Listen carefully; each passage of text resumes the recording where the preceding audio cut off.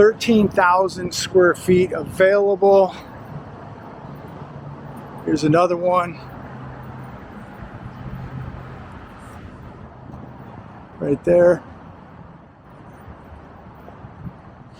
It's Monday, September 27, 2021. I want to start out this evening by thanking all of you. I want to thank you for your support. I want to thank you for the great letters. I want to thank you for the prayers. None of this is possible without you. And also, I want to thank you for the great comments down below, because you have opened up so many minds. You have made so many people think. You have exposed so many things of importance, especially financially. And it's, in my opinion, saved a lot of lives. People have woken up. They're preparing now because of you, because of those comments down below. So I can't thank all of you enough. I really, really appreciate all the support, all the comments, all the prayers, everything. None of this is possible without you. But let's start this video. I want to share a few articles with you I think that are very, very important. This first one comes from The Hedge. Los Angeles homeless moving back on the street after cleanups. It's saying in this article that they'll clean parts of LA up, part of the streets, and within 3 hours, the same people are back camping on these streets. And if you didn't watch yesterday's video, I interviewed a homeless gentleman that went by the name Skateboard Rob. If you didn't see yesterday's video, please go back, watch the video. I think you'll get something out of it. I also filmed more vacant buildings, more of the economic tsunami that's taking place here in California. And on this video that I'm filming this evening, I will add additional clips of more footage from yesterday, more office space vacant, large office buildings vacant, more retailers vacant, mom and pops vacant. So check that out, because it just reinforces everything that you're seeing where you live. And it's just reinforcing everything that we know is the truth, that this economy is collapsing. So please stay tuned and check that out. But Skateboard Rob yesterday in the video said he is seeing more homeless people on the streets because of the eviction crisis. And reading this article on the homeless in LA, they are not solving the problem. They are not coming up with a solution. All they can do is hide the problem. Exactly what they're doing in this economy, trying to hide the problem by propping up the stock market, by sending everybody a bunch of free money, and they're just trying to paper over the problem. And on the homeless side of things, they're just trying to move people down the street, kick the can down the road, and out of sight, out of mind. But there's so many people becoming homeless. We have such an epidemic that they cannot hide it. These people just come right back. And now with the eviction crisis, we're going to see more and more people on the streets of America. Wells Fargo tumbles after Department of Justice lawsuit over fraudulent FX services. Wells Fargo reached a $37 million settlement with the U.S. Justice Department over claims that overcharged commercial customers who use the bank's foreign exchange services. I mean, we talk about banks literally weekly now. A gentleman wrote me a few nights ago, said he went to his bank. He said he didn't believe some of the things I was saying about these banks. Went to his own bank, who he dealt with for years, and they were closed. Not just temporarily, they were closed permanently, gone. Getting back to this article, it says the bank allegedly overcharged 771 businesses on foreign exchange transactions from 2010 to 2017, according to the U.S. Justice Department. Wells Fargo told the commercial customers that they were being charged certain fixed rates, but then incentivized salespeople to overcharge foreign exchange customers. Just imagine what is really going on in the banking sector. Imagine how much corruption and crime is really taking place. These are the worst cartels on planet Earth. Banks who you trust your money with, who you have your assets in private security safety deposit boxes in some bank. This is who we're trusting with our futures, trusting with our assets, trusting with our money. I can't stress enough that all of you are trying to detach and get out of the system as much as you can. I think it's very dangerous to be putting all of your money in banks right now. I think it's very dangerous to be putting in hard tangible assets like gold, silver, coins, collectibles in a safety deposit box at a bank. This is what you're dealing with. These are cartels, ladies and gentlemen. They don't care about you. They don't have your best interests at heart. They've been robbing people for centuries, and now they're doing it more than ever because they have the capability with computers and technology to rob people even faster and to a higher degree than ever. Another article today, this one comes from CNBC. 42% of Americans have racked up more credit card debt since the health crisis began. You know, they were telling us that everybody was paying the credit cards off, paying the credit cards down. People now are becoming more and more dependent than ever on credit cards. It says here, carrying balances month to month is costing the consumer big money. Once you're in credit card debt, it is very, very hard to get out. The average annual percentage rate on a credit card, ladies and gentlemen, right now is 16%. Boy, the banks really love you, don't they? They really love you. They can't think of enough ways to rob you with late fees, overdraft, 16, 22, 24% interest rates on your credit card. It's unbelievable how they're robbing Americans. 54% of adults carry credit card balances month to month. 50% of those people have been in credit card debt for at least 1 year. The average person with credit card debt owes $5,500. And it said in this article, if you just pay the minimum, it's going to take you 16 years to pay off that debt. And you're going to pay thousands in interest by making the minimum payment. Think about that, ladies and gentlemen. A minimum payment of $5,500, you will pay that for 16 years and you will pay $6,000 in interest. Here's another one. Retailers bid farewell to layaway as shoppers embrace buy now, pay later. They will do anything they can to get the consumer to spend money. It is unbelievable what we're watching. Remember back in the day when there was actually layaway, you know, especially if you were younger, you buy something and you could come back and pick it up in 2 weeks, 3 weeks, whatever it was. Well, many stores have done away with that. But shoppers have new tools at their disposal to spread out payments. People are using services like Afterpay, Klarna, Affirm. This allows the shopper to make installment payments. So this is good for people that have no credit, people that don't have a credit card, people who just want to, get more debt. The average transaction is about $200 for a buy now, pay later purchase. You know, think about that.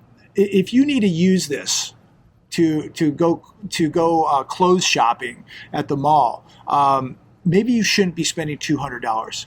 Maybe you should save your money. They have no interest, they have no hidden fees, so that's a positive. Affirm boasts that its merchant clients report an 85% increase average order when customers opt to use buy now, pay later.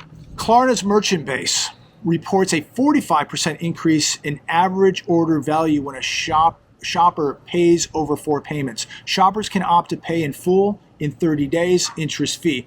45% of customers that use this service are under 40 years old. I don't know, whatever happened to just saving up? People, I guess we have a society now of instant gratification. I got to have it right now. I want it today. I can't save up for it. I'm not going to wait 2 weeks. I'm not going to wait 4 weeks. I'm going to get it right now. Now, what happens if you don't pay? Well, you begin to get late fees. They will charge you interest. So it's not buy now, free later. You will pay, and if you don't, of course, there will be consequences.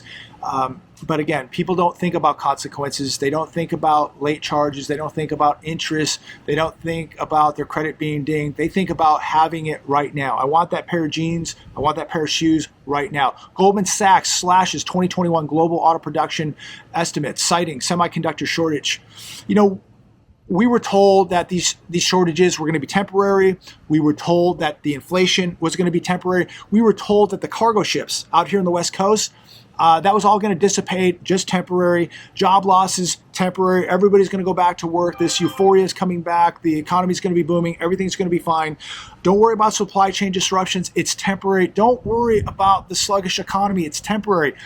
I think people are beginning to realize that there's nothing temporary going on. And if you see what I see, you better be getting ready. Another article today, millions of Chinese residents lose power after widespread unexpected blackouts. Power company warns this is the new normal. Parts of Europe, same thing, seeing blackouts. And the question goes out to you. Are you prepared to deal with a blackout? Are you prepared to deal with a grid going down? How will you buy food? How will you pay your bills?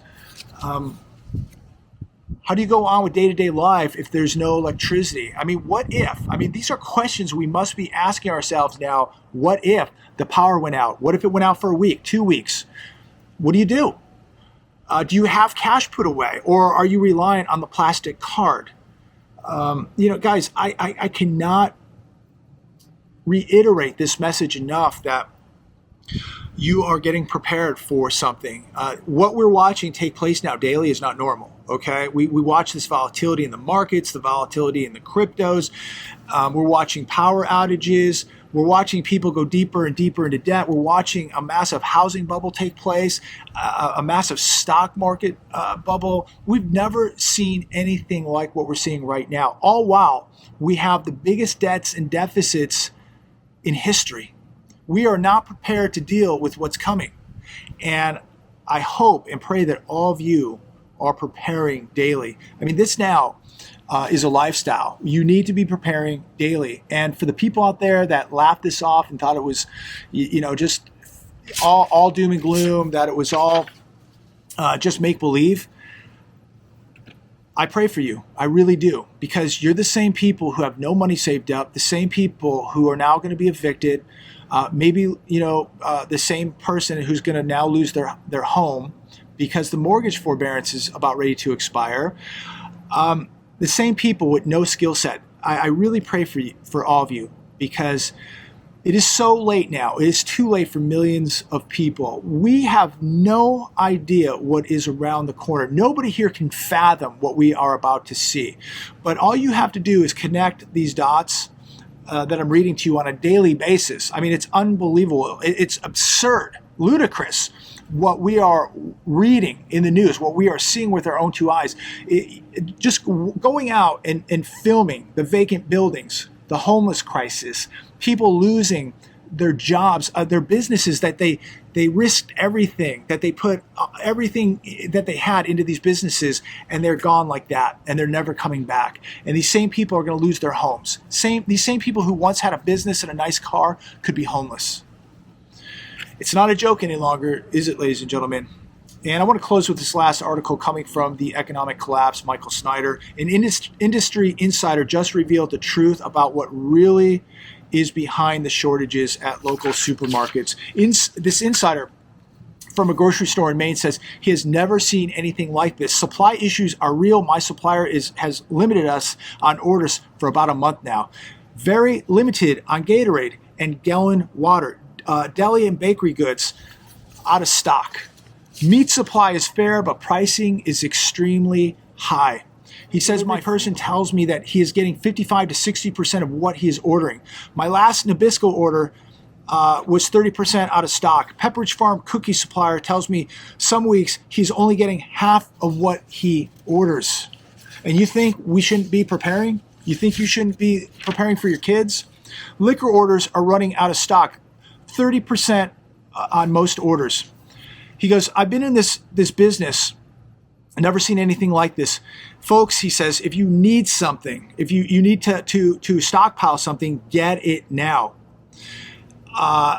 51 years in the business he's been in. He says he's never seen anything like this. If you need something, get it now.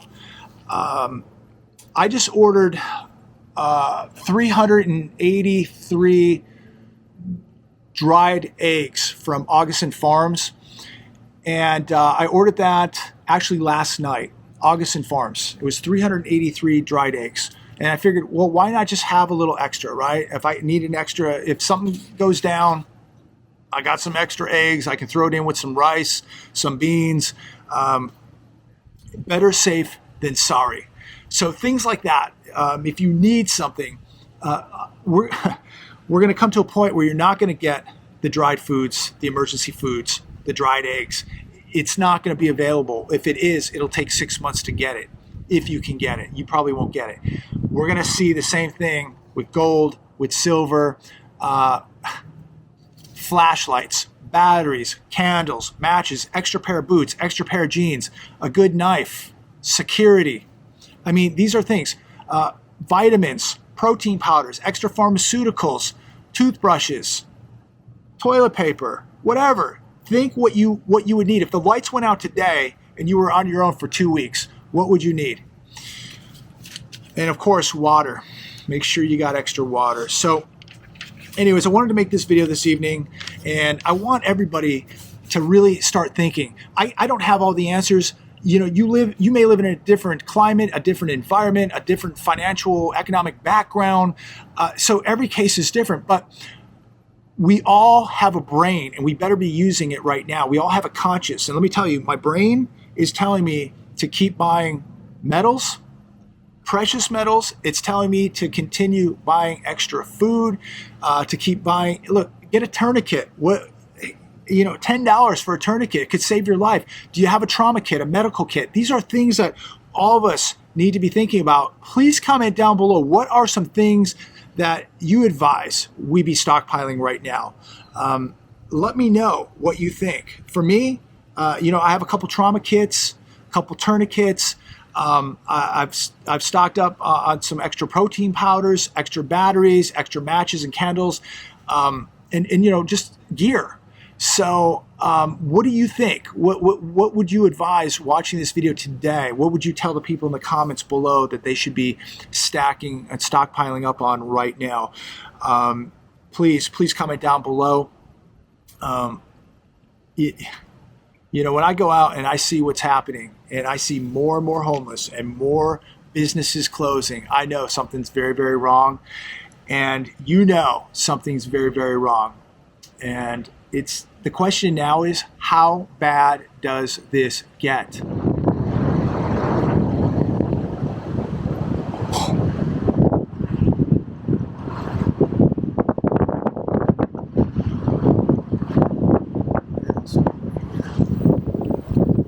So what's interesting is this building's completely vacant, right? But they closed off the parking lot because they didn't want people camping out here. They didn't want people, you know, showing up with campers and tents and boxes. So they closed all this off, chain linked it all closed, and they're putting up solar panels. So this is all solar panels going up in the parking lot.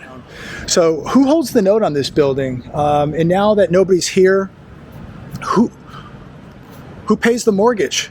If somebody owns this and nobody's leasing this building, they have no money coming in. What does this mean? Does somebody default on the loan? Is it owned outright? I mean, somebody's eating a very large amount of money with an office building that holds, you know, 100 plus offices, and there's no income coming in. Do the math. The cinema here, I did a video here nearly 2 years ago, and this was closed. And this whole strip center was really hurt.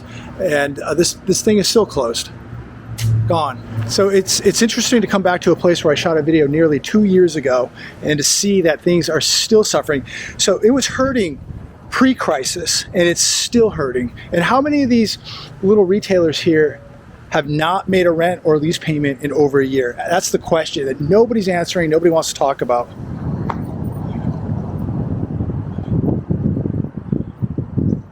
Gone.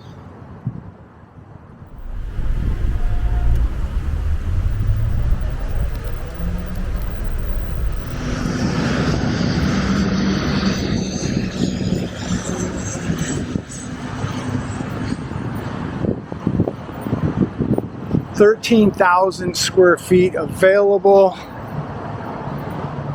Here's another one. Right there. Right out here is the 60 freeway. So we're right off the freeway, and you've got these very large retailers, 13,000 square feet. The one next to is probably 10,000 square feet. Big buildings. Look at the parking lot. This should tell you all you need to know.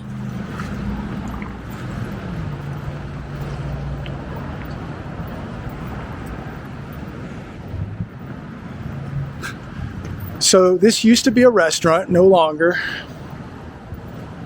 And I'm just going to walk down here a little bit, and you get the idea. There's another large one, whatever this was, completely vacant.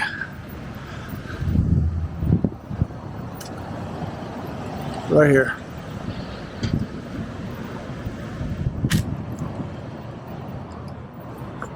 Gone. So who owns these buildings? Who's invested? Who bought the mortgage-backed securities? What's going to happen to all this? Nobody is leasing these buildings. And again, how many haven't made a payment in over a year? Here's another one right here on the corner. Space available for lease. Here you go.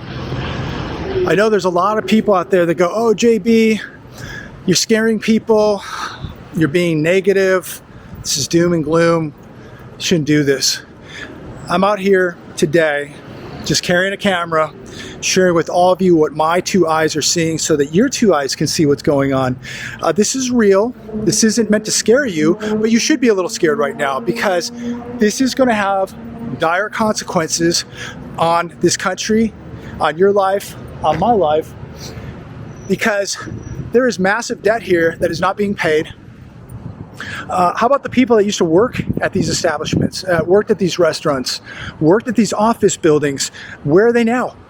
They being evicted? Are they in a mortgage forbearance that's about ready to expire? I mean, this is no joke, ladies and gentlemen. You're talking about people's futures.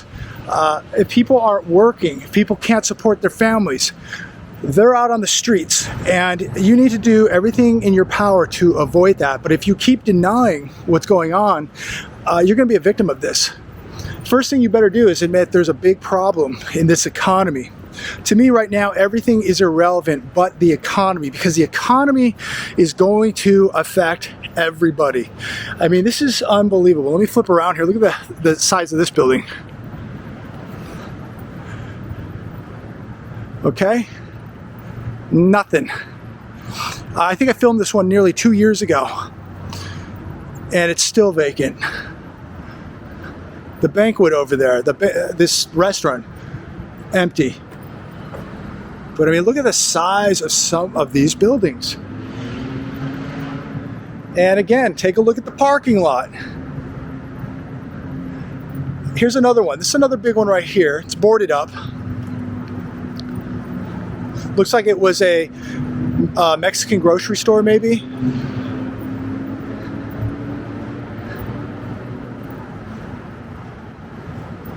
And I'm not in Timbuktu, ladies and gentlemen. That's the 60 freeway, straight ahead, right there, backed up as usual. But this is what we're dealing with here in Southern California. And this is what America, a lot of you have been writing me, are starting to see in your areas. Take a look at this. Yeah, I think we're at a point now, ladies and gentlemen, where it's time to start getting a little worried. It's time to get a little scared, because this is not normal.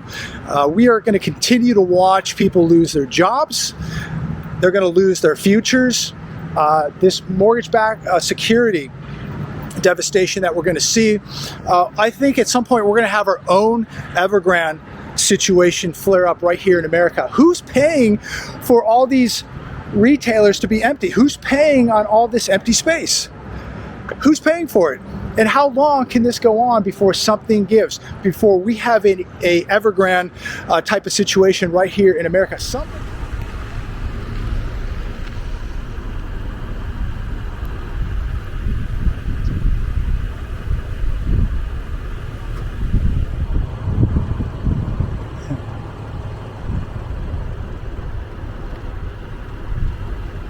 So as we're just cutting through Moreno Valley, after having some lunch, we just came across a bunch of these wild donkeys. So I thought it was pretty cool. Pulled over, check it out. You don't see this every day, but there's probably a good 20 of them over here, just down this piece of land.